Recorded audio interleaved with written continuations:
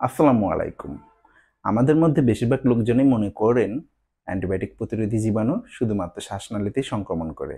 আসলে ব্যাপারটা মোটেও এরকম নয়। যেকোনো জীবাণুই অ্যান্টিবায়োটিক প্রতিরোধী হয়ে উঠতে পারে। আর যখন কোনো অ্যান্টিবায়োটিক কাজ করবে না, এই জীবাণুগুলোই হবে সুপারবাগ। আজকে এমন কিছু জীবাণু নিয়ে কথা বলবো যেগুলো আপনার শরীরে পচন মানে গ্যাঙ্গ্রিন সৃষ্টি করতে পারে, যা আমাদের ভবিষ্যতের জন্য হয়ে উঠতে পারে বিপজ্জনক। কিভাবে? একটা উদাহরণ দিই। আপনাদের চারপাশে অনেক ডায়াবেটিস রোগী দেখবেন। এই ডায়াবেটিস রোগীদের প্রায় সময় দেখা যায় পায়ে ইনফেকশন হচ্ছে। সাধারণত ইকোলাই, স্ট্রেপ্টোকক্কাস, স্টেফাইলোকক্কাস, সিউডোমোনাস এই ধরনের জীবাণুগুলো দিয়েই এই ইনফেকশন হয়।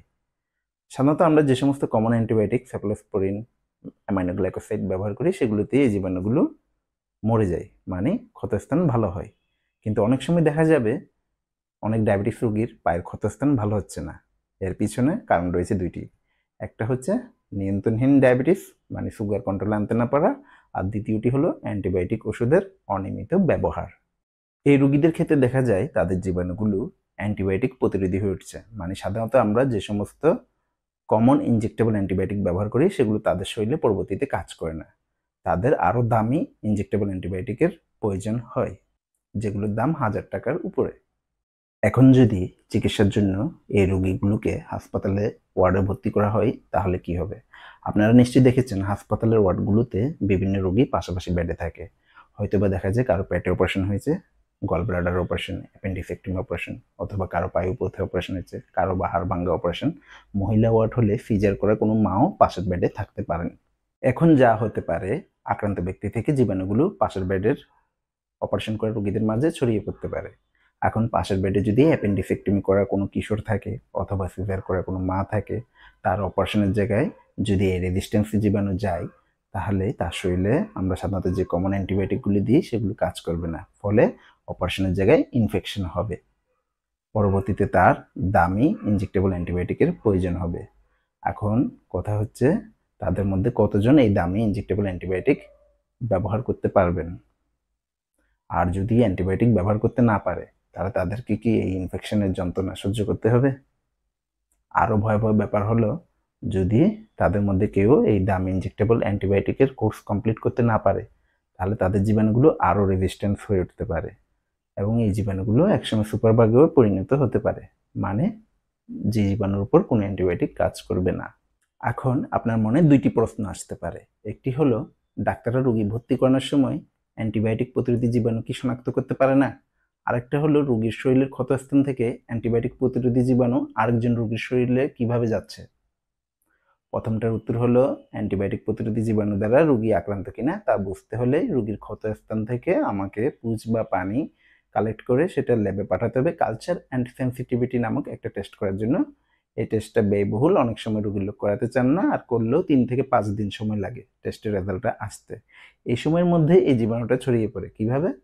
প্রথমে হলো, ওয়ার্ডে যে রোগীগুলো ভর্তি হয় সেগুলোকে দেখার জন্য রোগীর আত্মীয় স্বজন, পাড়া প্রতিবেশী, বন্ধু, অফিস কলিগ সবাই আসেন। আসলে তারা কি করে? তারা রোগীর বেডে বসেন, গল্প করেন, হাত হাত না ধুয়ে রোগীকে স্পর্শ করে এবং পাশের বেডে যে আত্মীয় স্বজন আছে তাদের সাথে কর্মমোদন করে।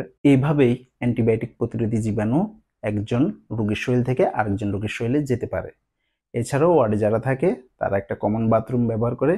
এই বাথরুমটা যদি প্রতিদিন পরিষ্কার করা না হয়, জীবাণুমুক্ত করা না হয়, অথবা রোগী যে বেডে থাকছে সে বেডটা যদি জীবাণুমুক্ত করা না হয়, তাহলে পরের রোগীর শরীরে ওই জীবাণু চলে যাবে। এখন কিছু টিপস দিব যেগুলোর মাধ্যমে আপনারা আপনাদের রোগীকে এই রেজিস্ট্যান্স জীবাণু দিয়ে ইনফেকশন হওয়ার হাত থেকে বাঁচাতে পারবেন। প্রথম কথা হলো, যখনই আপনার রোগী হাসপাতালে ভর্তি হবে, আপনি দর্শনার্থী মানে ভিজিটর কম অ্যালাউ করবেন। একদম কাছের কোনো আত্মীয় স্বজন না হলে ভিজিটরদেরকে রোগীর বেড থেকে একটা নির্দিষ্ট দূরত্বে দাঁড়িয়ে কথা বলতে বলবেন। আর আত্মীয় স্বজন যারা রোগীকে ধরতে আসবে অবশ্যই হাত পরিষ্কার করে রোগীকে স্পর্শ করবে এবং রোগীকে স্পর্শ করার পরে আবার হাত ধুয়ে ফেলবে। আর ডাক্তার যদি কোনো অ্যান্টিবায়োটিক প্রেসক্রাইব করে অবশ্যই সেটার কোর্স কমপ্লিট করবেন। আর অবশ্যই পাশের বেডের রোগীদের সাথে কিছু শেয়ার করবেন না। ইদানিং আমরা অনেক ইনফেকশনের রোগীর ক্ষতস্থান থেকে কালচার অ্যান্ড সেন্সিটিভিটি টেস্ট করে দেখতে পেয়েছি যে যে জীবাণুগুলো পাওয়া গেছে সেগুলো multiple drug resistance. Multiple drug resistance মানে হলো অনেকগুলো অ্যান্টিবায়োটিক ওষুধ এই জীবাণুগুলোর উপর কাজ করছে না, মানে এই জীবাণুগুলো প্রতিরোধী হয়ে উঠেছে। তো আমরা যদি এখন অ্যান্টিবায়োটিক ব্যবহারে সচেতন না হই, তাহলে সেই দিন আর বেশি দূরে নেই যেদিন এই জীবাণুগুলো সুপারবাগে পরিণত হবে, মানে আর কোনো অ্যান্টিবায়োটিক এই জীবাণুগুলোর উপর কাজ করবে না। কাজেই আসুন আমরা অ্যান্টিবায়োটিক ব্যবহারে সচেতন হই, বিশেষজ্ঞের পরামর্শ ছাড়া অ্যান্টিবায়োটিক ব্যবহার না করি। আজকে এতটুকুই। ধন্যবাদ সবাইকে সাথে থাকার জন্য।